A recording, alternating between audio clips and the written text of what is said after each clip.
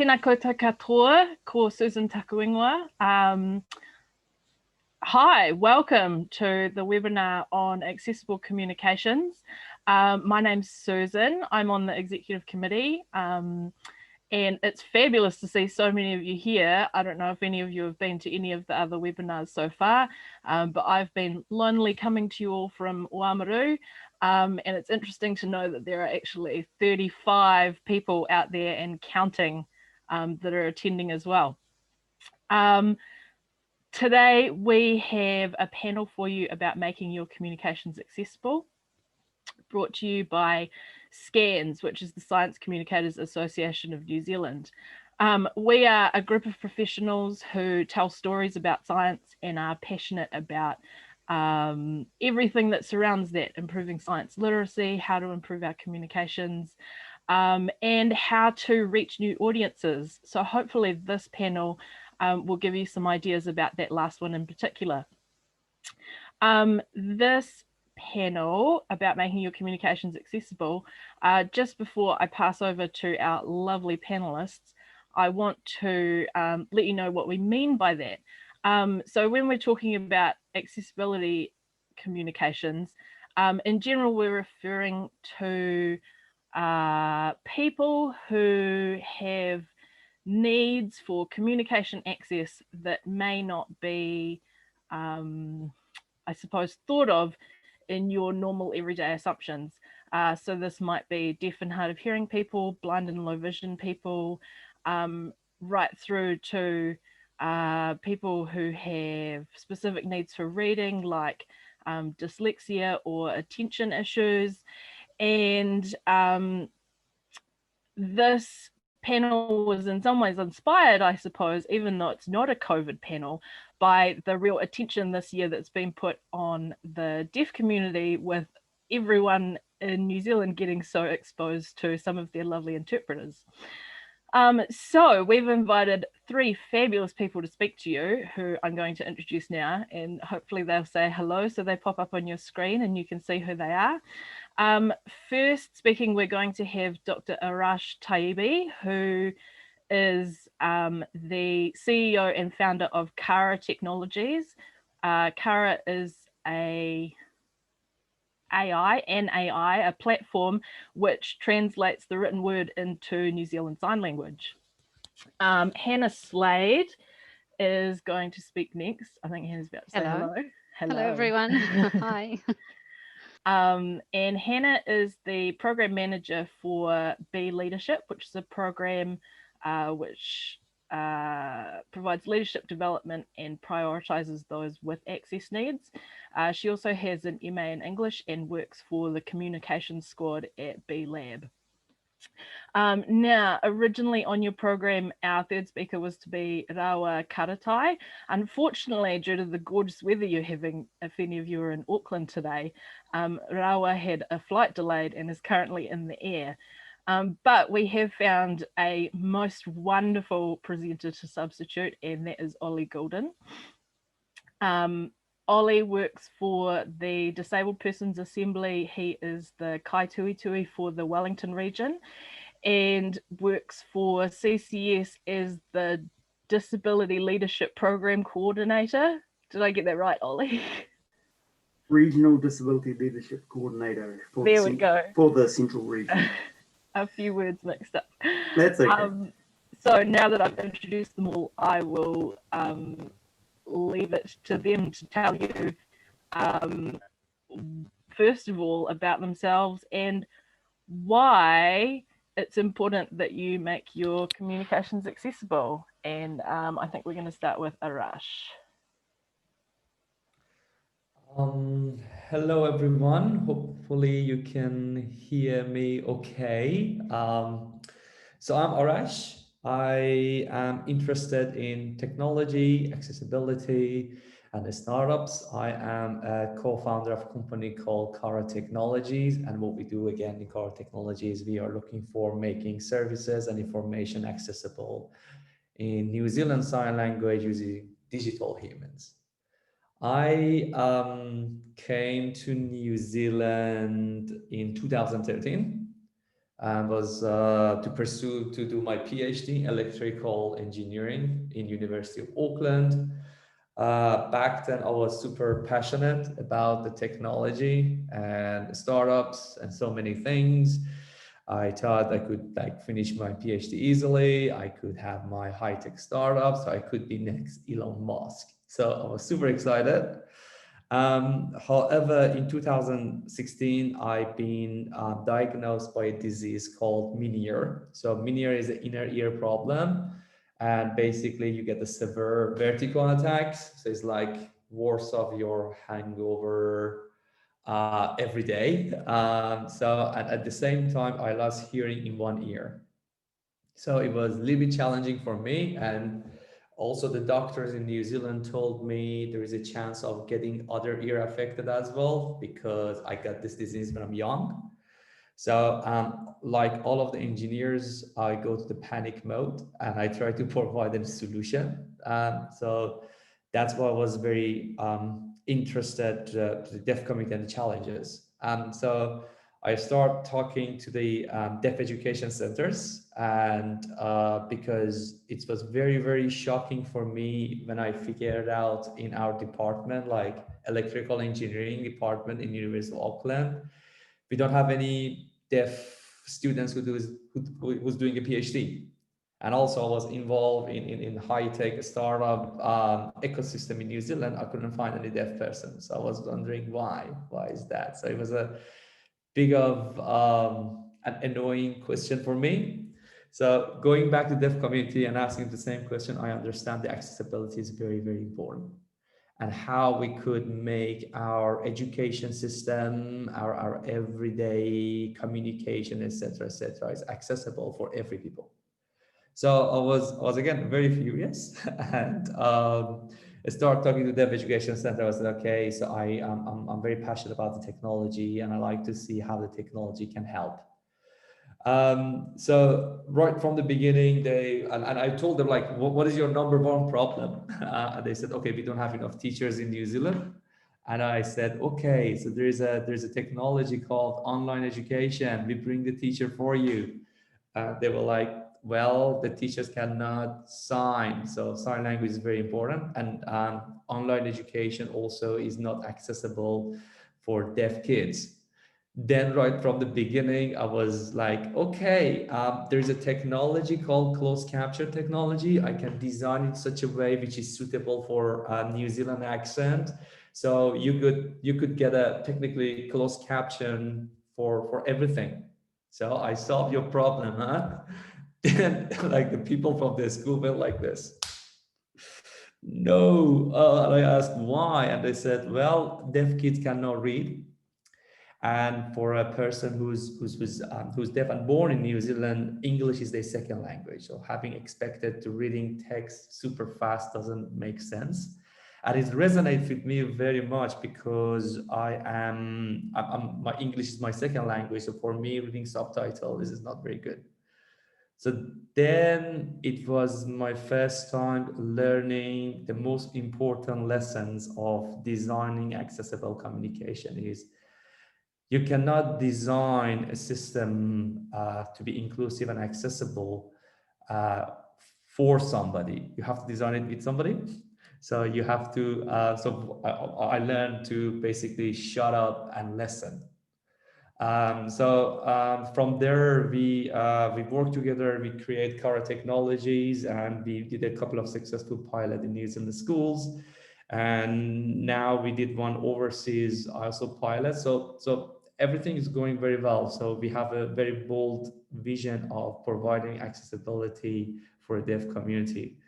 So because I'm assuming that people here are like interested in science and designing, and I want to reflect back on the idea of designing an accessible communication with somebody, not for somebody. I'll just give you another example, like FaceTime, for example, is when they design it, they haven't included like deaf people. They haven't had the idea of including deaf people in mind. However, like deaf community using it the most. However, during the COVID time, so that was a lucky situation because in the design process, it hasn't been included. But what we figured out during the COVID time, because we have a couple of deaf staff on our company, we have to start to work from home, and we figured out how Zoom and Skype and FaceTime are not very designed for in terms of the accessibility and how lacking.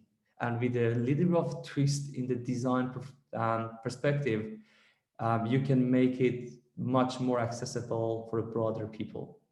So I just want to reflect on the lesson that I learned for a hard way. So on your design, that try to include the people who are designing for right from the beginning. So that's me. So I pass it on to the next person.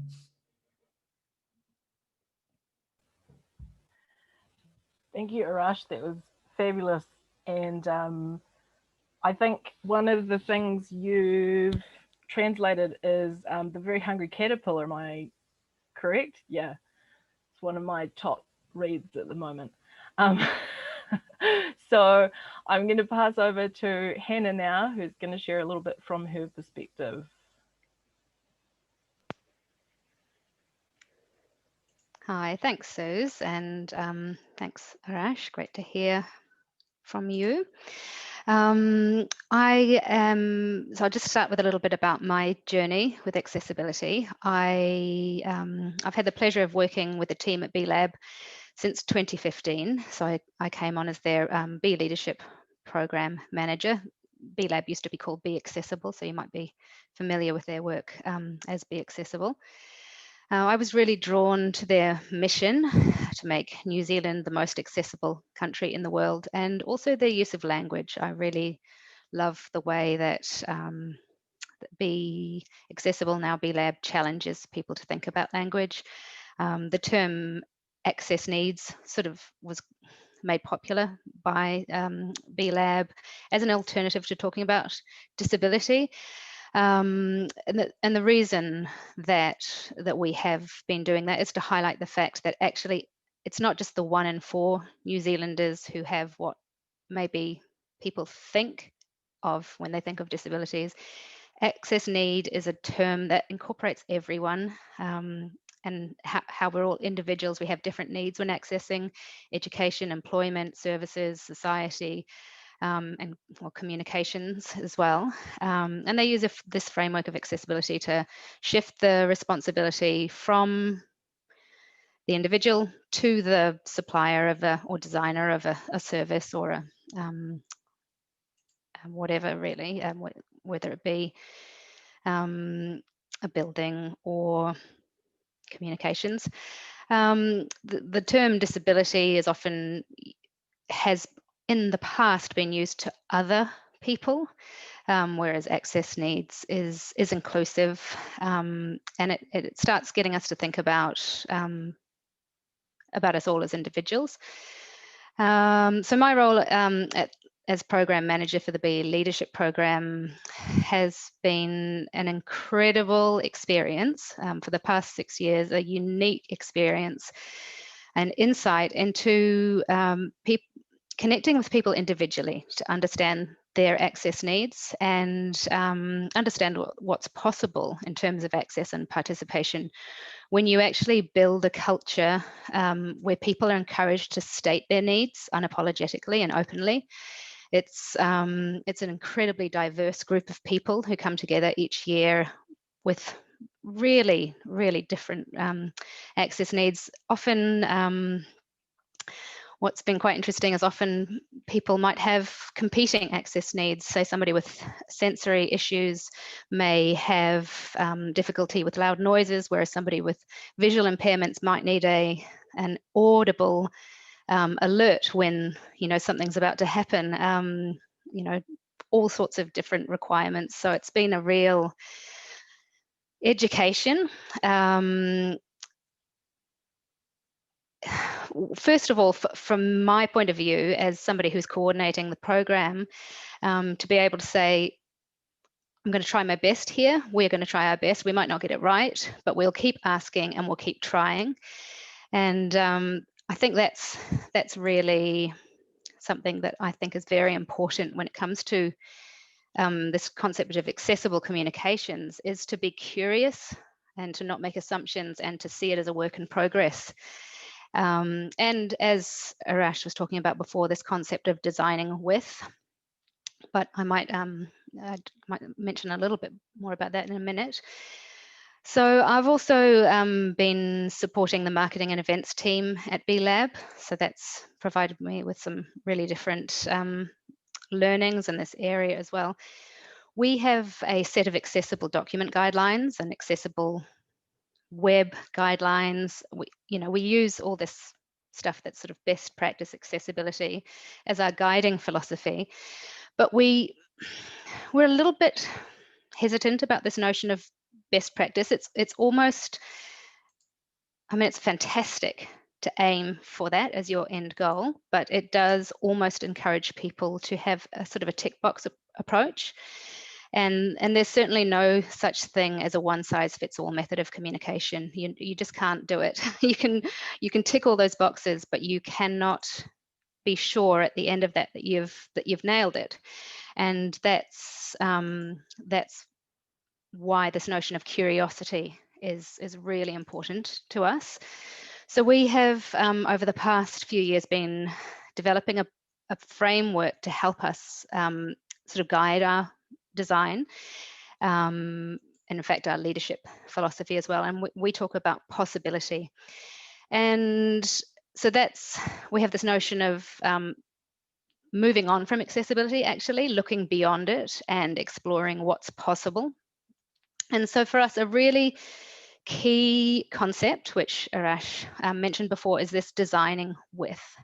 There's a great piece of work by Kat Holmes. The book is called Mismatch.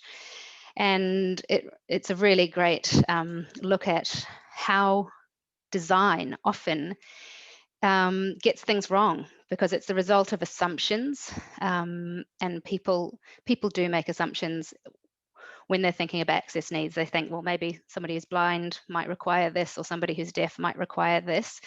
And not everybody who's blind has the same needs. Not everybody who's deaf has the same needs. So, so this concept of designing with, asking people, what's the best form of communication for you? What are your needs? Working with them to design something that works for them. So the other concept that we have been bringing into our possibility framework is a notion of facets. So when we're thinking about designing something, we need to understand every single individual has unique needs, and unique access needs in particular. So where have I got to in my notes? Here we go. So communication is a form of negotiation, exploration. What works for me might not work for Arash, or might not work for Ollie. And while we encourage people to be brave about stating their needs, we want to foster a culture of constant curiosity about the needs of the people around us. So in terms of those questions of who, what, where, and why, so who has specialized communication access needs? Well, we all do, actually. And if we're coming at communication from a possibility framework, we can't look at a list of things to tick off. We need to think really creatively, and we need to be constantly curious and constantly trying, and maybe failing and then trying again. When there are varying access needs, do you focus on one at a time to nail the message? Well, I think we need to be prepared to tailor our communications for people. So to say to people what's the best way of contacting you, what's the best way of sending you information. So it is a work in progress, and then coming back to people and saying, did I get that right? Was that good? Was that accessible for you? And if it's not right, trying again. So why is it important to consider access needs and what we create? Well, because it's actually, this notion of access needs is about all of us. We have this this terrible myth that has guided design for a really long time, and that's the myth of the average. And there's a great TED talk from Todd Rose about this. And it's this notion that if we design to the average, we're going to, you know, suit most people. Actually, if you design to the average, you hardly suit anyone. This concept of the average has just put us wrong for so long. Additional why, okay, the COVID world. Why is this so important right now? Because we are all communicating in different ways. Online meetings, workshops, you know, learning in a COVID landscape presents so many more challenges in terms of accessibility. So I guess for me, what do we need to do here? We need to get rid of this one size fits all idea. We need to, in our online spaces, create a container where there's an opportunity to state your needs, to say, hey, no, this isn't working for me. Check in with the people you're working with. How are we getting on? You know, is this working for everyone? And create a space, a culture of curiosity, negotiation, exploration, and bravery. And that's sort of, yeah, that's what I've got to share today.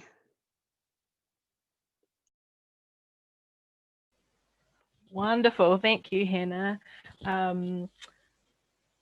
I am not sure if this will come up in the questions. Just while we're here, I want to remind everyone that there's a Q&A question placed in your Zoom bar down the bottom. There's also, can I say that attendees today are fabulous. People are sharing resources about this and all sorts of things. So hopefully we will make that available alongside the webinar when it's published online. And Hannah, I might contact you to grab some of those B-Lab resources for that too, if that's okay. Absolutely. Yeah. Cool. So next we're going to go to Ollie, who is a superhero that's jumped in this morning. Yay, Ollie. And I'll pass over to you. Yeah, kia ora everyone. Thanks, Suze, for inviting me. It's great to be here and having a chance to speak to everyone. I haven't really had time to prepare very much, so please forgive me. So I suppose just a little bit about myself. I'm a disabled person. I use a wheelchair. And as Suze mentioned earlier, I work for 2 disabled people's organisations. And I guess what I want to talk about today is my work during COVID. So and the lessons that I learned during lockdown. So first of all, the communication was not all that great at times during lockdown. So a lot of people, a lot of communities were left out in the dark, not knowing, you know, really important information. So the format in which things are delivered is really, really important. Sorry, I'm a little bit disorganized. All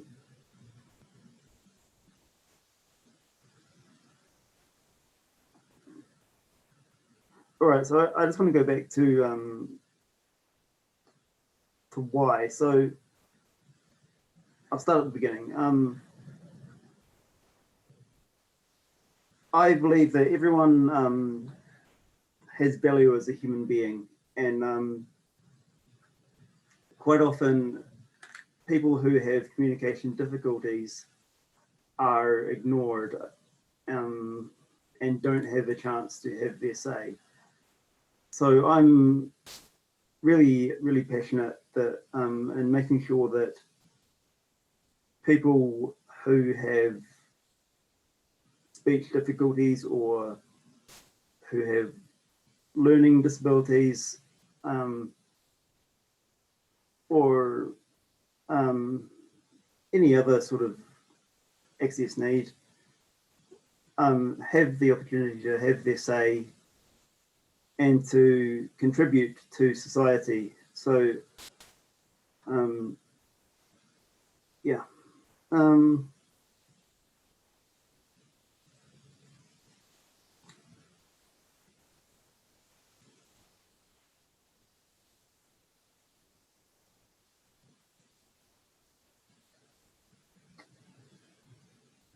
I'm sorry, I completely lost my train of thought. So COVID.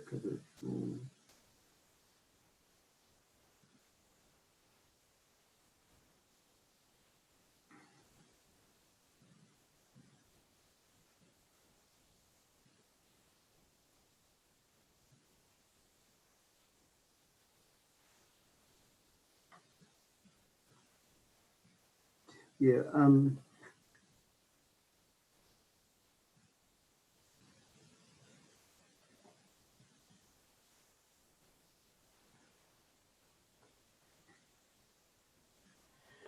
So Ollie, it's so wonderful that you've joined us this morning on such short notice. I can understand why this would be so hard to do. Maybe you could tell us a little bit about, did you face any challenges during COVID with your work and communications with the organisations you work for and getting information out to people who might have all sorts of very different needs? Yeah, great question. Thanks very much. So yeah, different needs. So getting communications out to people was really difficult. Accessing, for example, interpreters for the deaf community is really difficult at times because there's only a limited number of them in the country. And also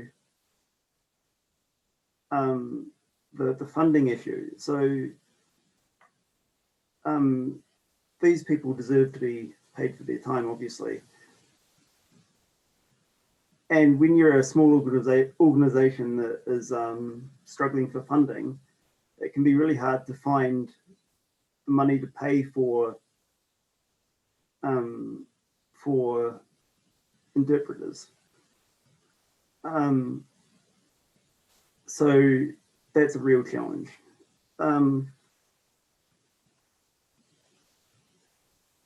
Same with EasyRead. We want information to be available in EasyRead, but there's only a limited number of people who do the EasyRead translation. And also, again, the funding issue. So that's a big one. The other thing too that happened during COVID was that people just got forgotten about, and just, for example, there was a website that went up that was meant to be accessible, and it was one of the big, COVID-19.gov or whatever it was. And in the beginning, it wasn't accessible. And so a lot of people sort of got quite angry about this because they couldn't access the information.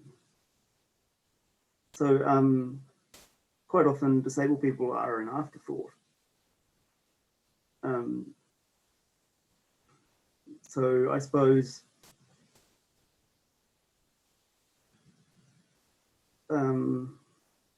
yeah, I think just respecting people and realizing that, or not treating people as an afterthought or as a nuisance is really important.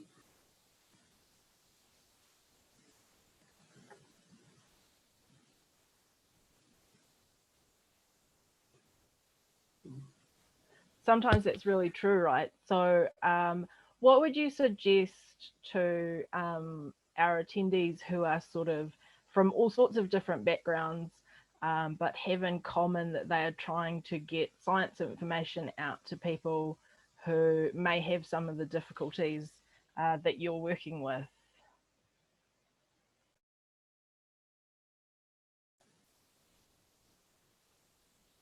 Well, I think the best thing is to engage with the people that you're trying to reach. So rather than just making something and then saying, here you go, we made a thing for you, actually engage with, say, people who have learning disabilities and say, you know, what would be helpful to you? Or people who are neurodiverse. Speak to them and say, you know, what can we do that will make this information, you know, accessible and appropriate to you? Yeah, I suppose that's the biggest thing, is just talking and listening to people.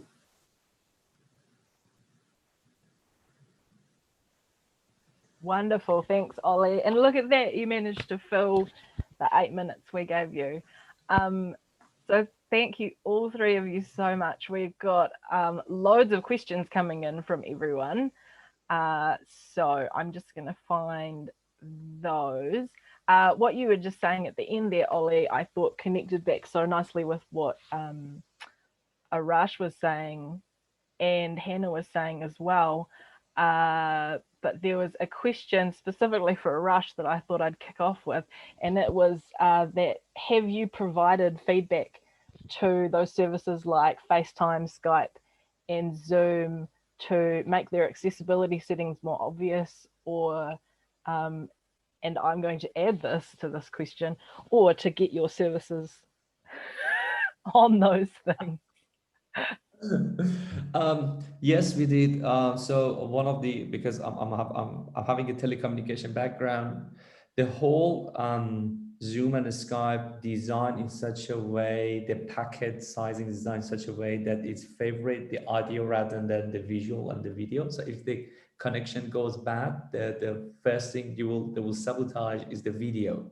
But some people only using it just for video communication, and we try to provide some suggestions. Also, we talked to the New Zealand Relay Service for interpreters, and it was a whole of a mess. But yeah, we did speak up as much as we could. Excellent. So Kay has a question here that their favorite resource for designing or improving services is something. Oh, it didn't seem to be included in that sentence. Sorry, Kay. But could some of you share a story of how to establish and use co-design for services, and how early can collaboration start? Maybe Hannah would like to start here, because I know that Bea is really involved with using co-design.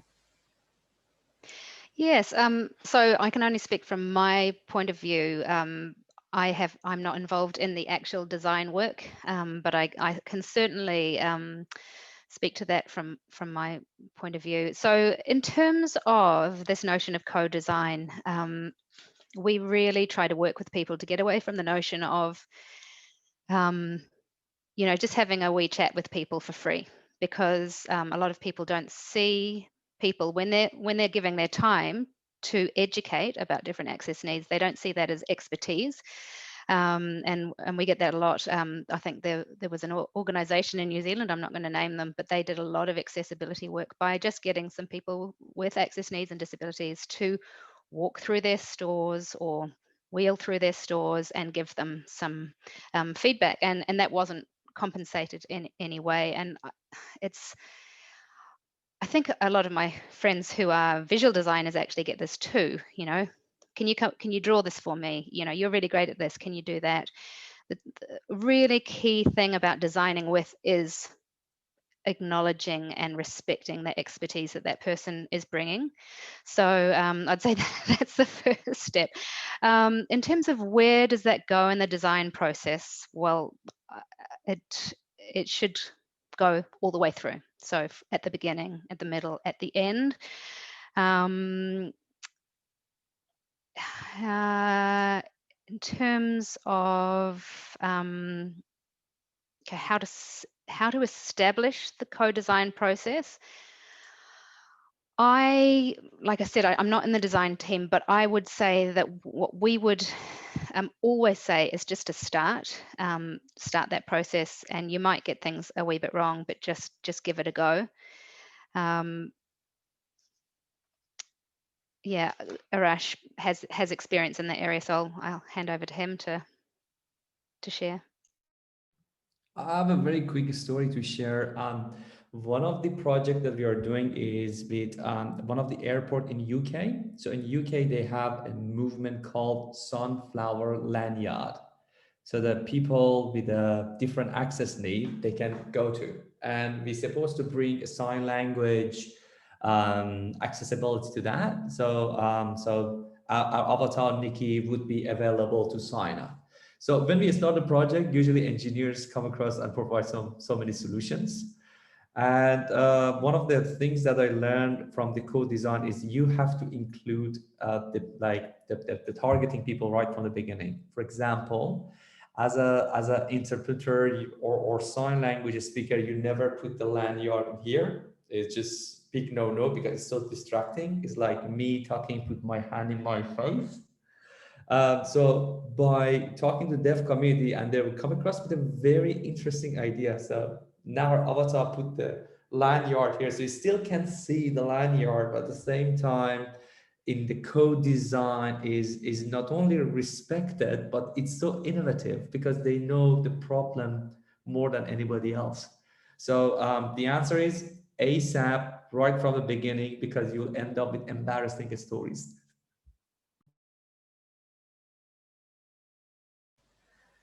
I suppose everyone's going to end up with an embarrassing story if they just start somewhere, though. Okay, so sorry, Ollie, did you have a story to go with that question? Sorry, what was the question again? Sorry, you're on mute, Suze. So can you share a story of how to establish and use co-design for services? How early can collaboration start?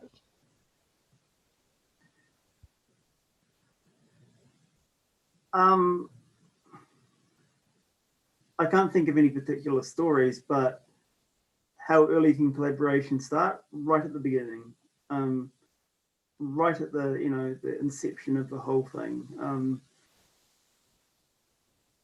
In my work, there's nothing that annoys me more than coming in at the end of a project and going, no, you've got this all wrong, and having to fix the whole thing. It would be much easier to just come in right on the ground floor and say, this is what we need and this is how we need it done. Yeah.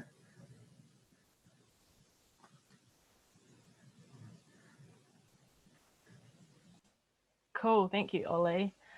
So next question, again directed to all of you. Have you found many employers or government agencies that address accessibility with communication staff to increase awareness? And I think the answer to that will be yes and.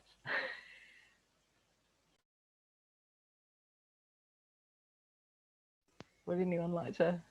I'm just love a bit of clarification around the question, please. Sure, maybe. I'm not sure who asked that, but perhaps anonymous attendee could chuck something in there. I suppose if I can start interpreting it, perhaps,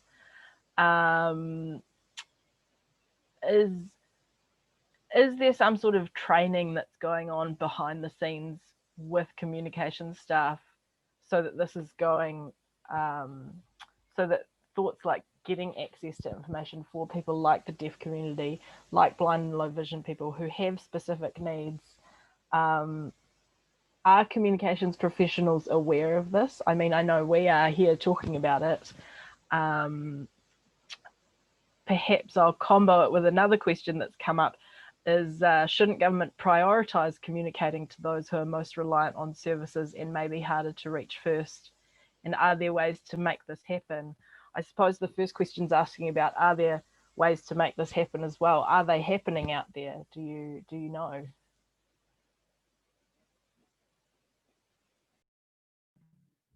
So I just quickly jump in. Not as such, actually. So I just want to be a little bit direct here. We are trying to work on accessibility a lot, and usually people or big organization will see it as a kind of being kind or just doing as a marketing and PR thing to provide the content accessible. That is not acceptable. I think such a like the thing that is happening in US, for example, ADA, which sometimes forcing the organization is absolutely crucial to have it in New Zealand. So sadly, the law doesn't have enough bigger teeth to mandate the companies and services and some part of a government to make the content accessible. And as a New Zealand, there should be something to protect all people with different accessibility needs.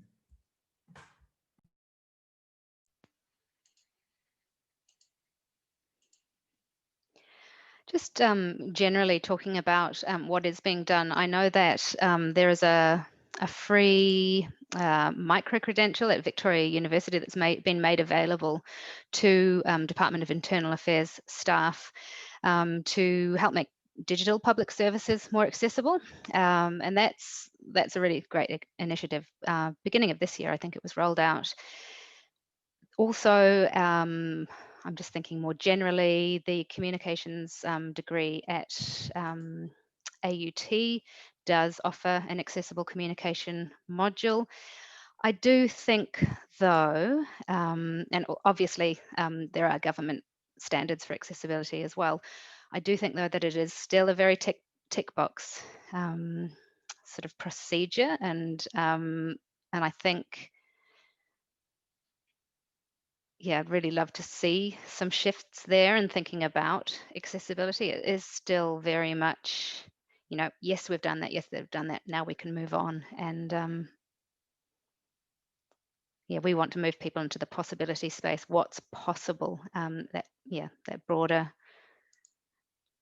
perspective.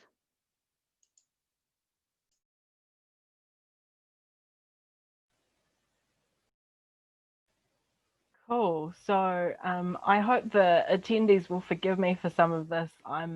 There are some questions coming up that are similar and that feed into each other. So I'm also kind of bringing some of them together. There's a couple of questions here. What role can communicators play in promoting positive stories or highlighting problems with, I suppose, with accessibility of people's communications or recognition for people who have these access needs? And there was another one that joined with that seems to have disappeared. Oh dear.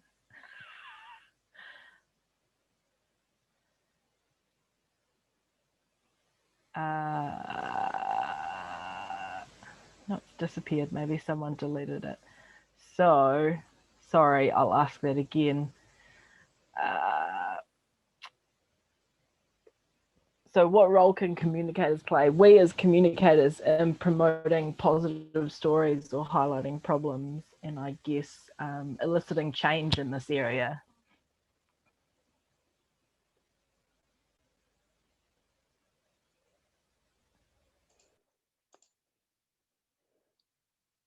Can I jump in? Yeah, I think there's absolutely that role available to us, and I think we need to really decide what what the role is that we want to play. I think certainly at B-Lab, our approach is to focus on the positive stories and really to shine light on that. But there are obviously other forums where there is more, emphasis on what's not working. I think we just need to be really clear about what story we're telling and why we're telling it, and also, whose story is it to tell, making sure that people who are being affected actually are the ones who are telling these stories.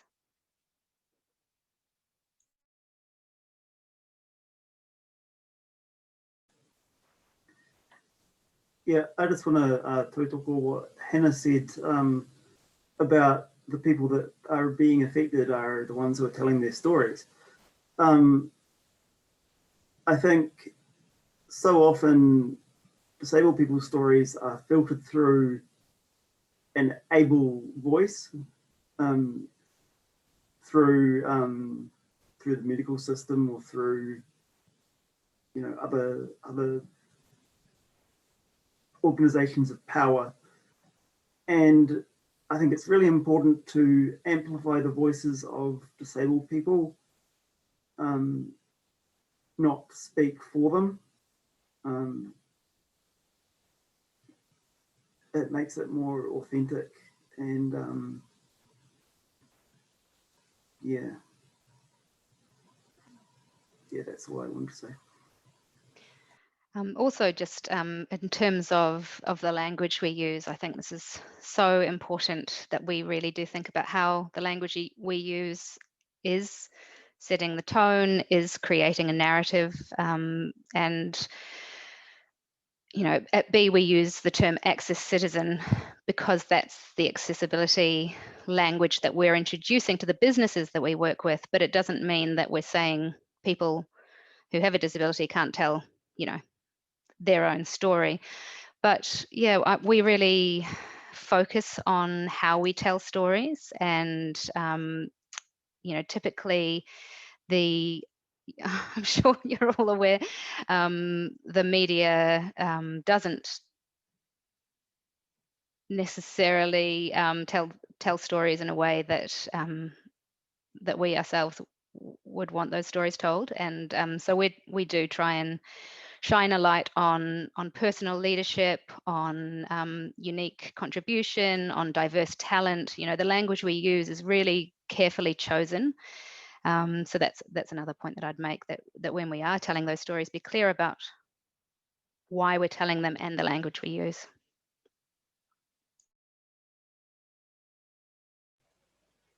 Great, thank you. All right, so there's a question here that's specifically for Ollie, but I'm sure if other people want to join in, they can. Ollie, what does good look like for you, particularly with regard to online communications and messaging? So for example, websites, apps, more, yeah. Well, as far as I can't really talk to specific guidelines about fonts you should use or anything like that, but I think something that's simple to read, that's attractive, that isn't too confusing, is quite laid out in a logical way, is accessible to screen reader software and things like that.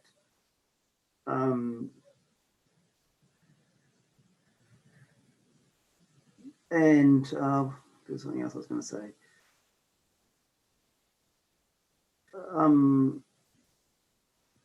Yeah, just being easy to use is the important thing.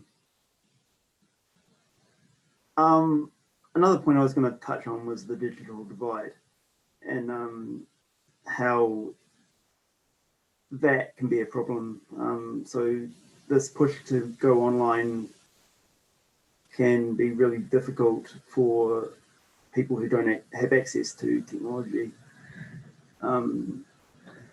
or don't have the knowledge or the skills to use the software or the devices. so that's another challenge, and I don't have all the answers, unfortunately, although I'd love to.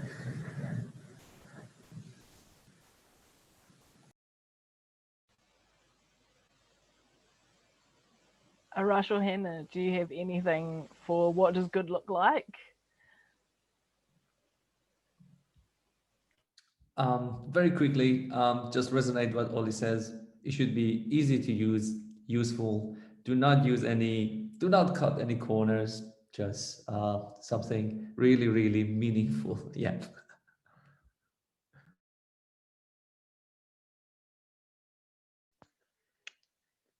I don't have anything to add, so thanks. Okay, thank you guys.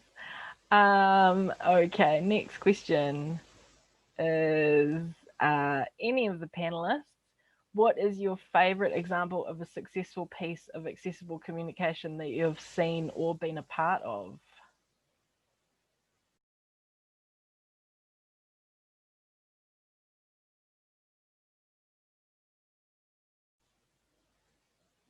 Thinking.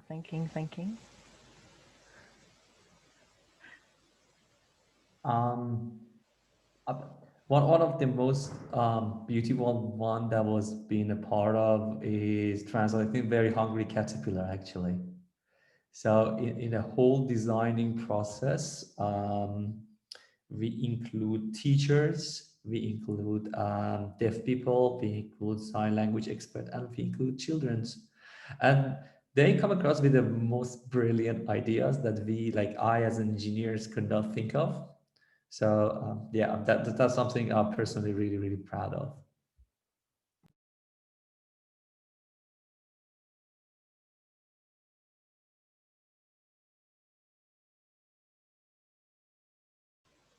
Oli or Hannah, have you been part of something or seen something?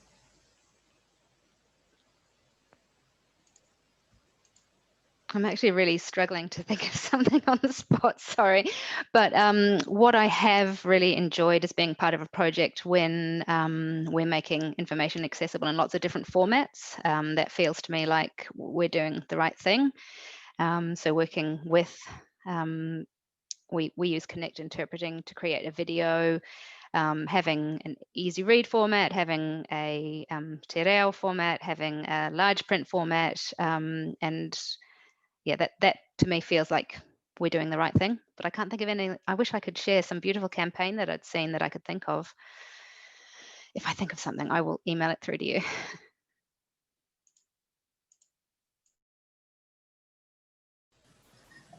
Yeah, the thing that comes to mind for me was a training that I was part of last year, and it used sort of multimedia. So the resources were in Easy Read. So even for someone who reads a lot, having things in Easy Read was really good. Just being able to get the main points or the it just really helped my comprehension, I guess. And having different ways of getting the information across, because we're all different, we all learn in different ways. So we had group discussions where we could talk about the information that we had received, and we had videos for people who like videos, and we had some time with a facilitator talking to us, and we had, as I said before, the documents in Easy Read. So I thought that was really good, having just multiple different methods of getting the information across for people who learn in different ways.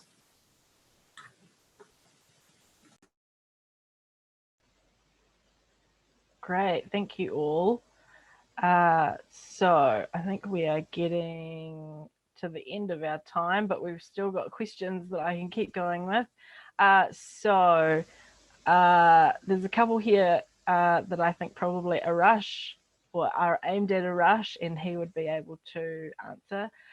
What has the feedback been regarding Nikki? How do people feel about being communicated to by a non-human? And this person's obviously had a look at Nikki and says she's quite impressive. There's another question that's a curiosity. Are there New Zealand Sign Language emojis? I start with the emojis. There's a very famous one, which is that sign, which is I love you. So some people think that's a rock sign, so use it more often, and it's more international also, so it's also used in ASL. The other question regarding to the feedback of the Nikki. So first of all, I want to emphasize Nikki is not here to replace interpreters. So we believe that the amount of information we produce every day is that much. Human can only answer that. So we are here to fill out the gap. And the feedback that we received was amazing, actually.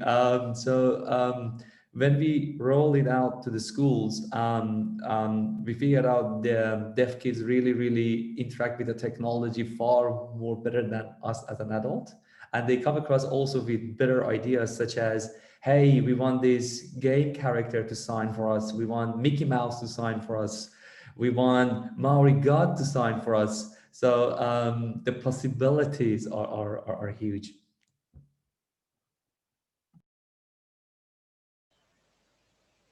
Yeah, it's very exciting. I remember talking to you at one point about that technology and whether we could use it for science communication. So everyone out there, keep an eye out for Nikki. She might just translate all of your stories for you. Okay, so another question. Talking about checklists and tick boxes. And I think we've largely been anti the checklists and tick boxes in this forum, but sometimes they're a good place to start and get started with things. Is there a risk of the knowledge of accessibility issues by having the checklists and tick boxes? Is there a risk of that being restricted to comm staff instead of all staff? So how can we make this knowledge available to all staff, really, I suppose?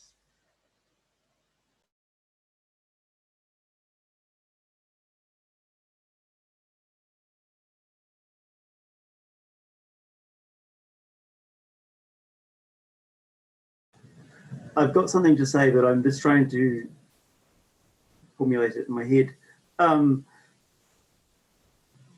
So to me, that speaks of the issue of making accessibility a part of your organization. It doesn't just belong to the disability leadership guy or the comms team, or it doesn't belong to one person. It belongs to the whole organization. And so accessibility and that needs to be a part of the culture of the whole organization and not just seen as the responsibility of one person.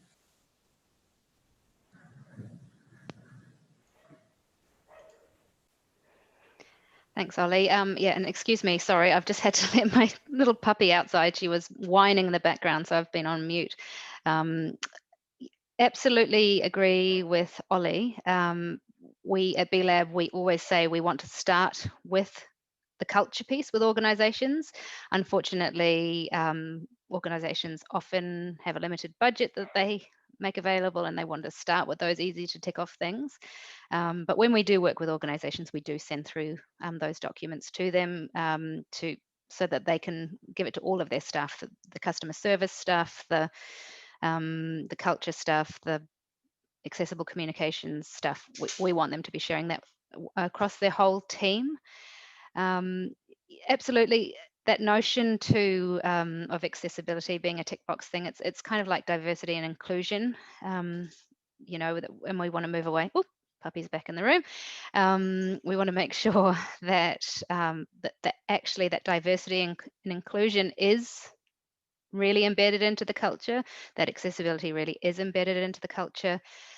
It's actually not as expensive as people think, but some research we've just done shows that customer service is the #1 factor in creating an accessible experience for people. Obviously, you've got to get the physical access right, but having that welcoming culture, having that welcoming customer service philosophy, having that notion of wanting to make your communications accessible to everyone, that understanding of difference, that valuing of difference, those are so crucial.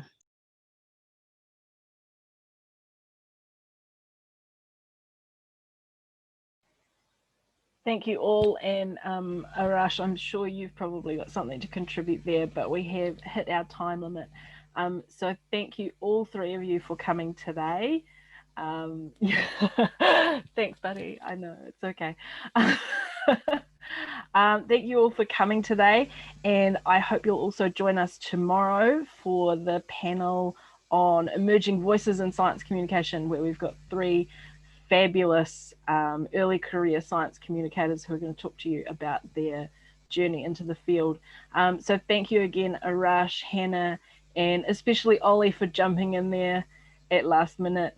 And we've got some messages coming in saying, kia ora, thank you very much. This was a great session, really enjoyable. So thank you all, and we'll talk to you all again next time. Mā te wā. Thank you.